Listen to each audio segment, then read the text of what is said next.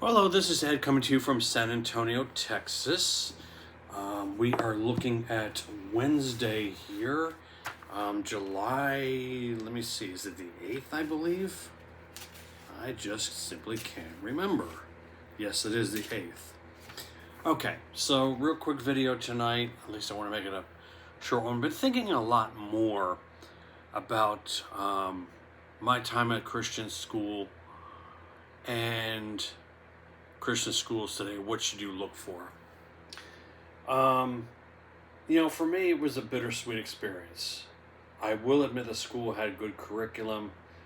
I don't remember it at all being Calvinistic. Calvinism at that point in time, remember I went to Christian school from 1979 to 1983. And it's not that Calvinism didn't exist, it went dormant. Calvinism has gone in waves where there'll be a comeback and then it dies out. As far as I know, Calvinism really went on the upsurge about the early 2000s when it became popular again. Christianity Today did an article back in 2006, and the outside cover read Young, Restless, Reformed. Calvinism's resurge or something like that. It was among the young people. So when I was at that Christian school, it wasn't Calvinistic, thank God. And I don't remember any teachers being Calvinistic either, praise the Lord. But it really brings a concern for me today. Not saying you shouldn't send your kids to Christian school, but my concern is it's not just for churches, but for schools as well, where when it comes to churches, many pastors today, when they're looking for a job, they don't tell the local church body, that he's Calvinist, because I think deep down he would know that he wouldn't get the job. But he gets hired, and then 6 to 8 months later, he's sneaking in Calvinism. So, back in the day when I went to Christian school, I would say the caution then was, how good is the discipline at school? It can have great curriculum, but if they don't have good discipline or they're not consistent, and the bullying doesn't stop, that's not a good Christian school. But today, I would say it's even worse, because if it can happen to a church, it can happen to any Christian organization. Let me put it to you this way, before I get to the school thing. I wanted to state that when I went to Bible Study Fellowship, I left a group because the small group leader was a Calvinist. And I assure you, he didn't tell BSF that. In fact, he said he learned that from BSF, Bible Study Fellowship. I find that hard to believe, because I complained about that to, I called BSF one time and I complained about that and said, well, we don't train Calvinists. So I seriously doubt he got that from BSF. I think he was lying. But he was, if a teacher can sneak that in to a classroom,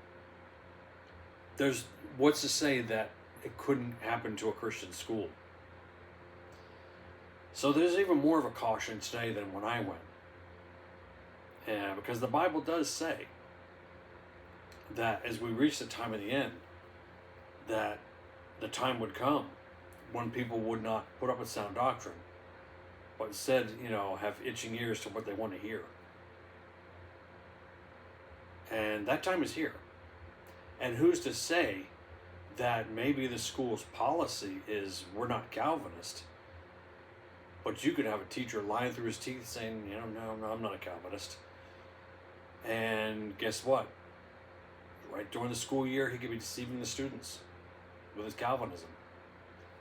And if the students aren't aware of that, or they get confused and don't say anything, then guess what? Wow. You now have a school that's really bad. You know, the thing is with Calvinism is that it's sneaking in just like when Satan entered the Garden of Eden. Yea, hath God said. And that's what Calvinists, are being deceived by, deceiving people. Yea, hath God said. Did he really, does the Bible really say unlimited atonement, or is it limited atonement? Did Jesus die for the sins of the whole world, or only the elect? It's as Paul said in his second, actually it was his last letter in 2 Timothy, about those being led captive to do Satan's will. And that's what Calvinists are doing. So I may have had my view of Christian, it may be clouded a bit because issues I had with the Christian school and getting bullied. So maybe I don't offer the best judgment because it just really just did not do well with their discipline, or is inconsistent. But today I think it's even worse.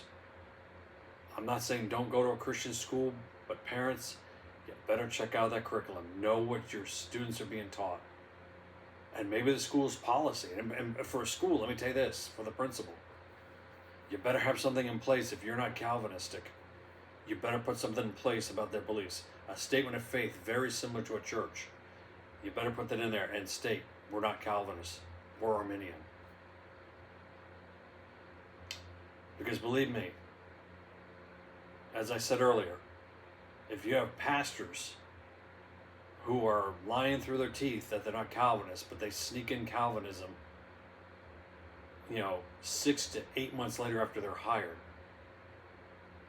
nothing's stopping these same people, these teachers, of when they get hired, they say they're not Calvinists, and then they bring it on. So I would say it's even worse today. And who's to say that schools that were once good are now getting corrupted because of Calvinism? So I thought I'd just throw that out there. Like I said, parents, you might have a child who's doing very well in school. They're not getting bullied. They're excelling in school, and I'm very happy for you. Praise the Lord. But for me, I'm looking back, thinking all these years, it's a mixed bag for me.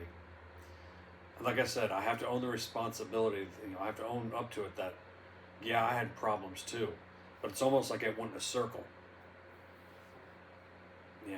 Getting bullied, so then I acted up even more.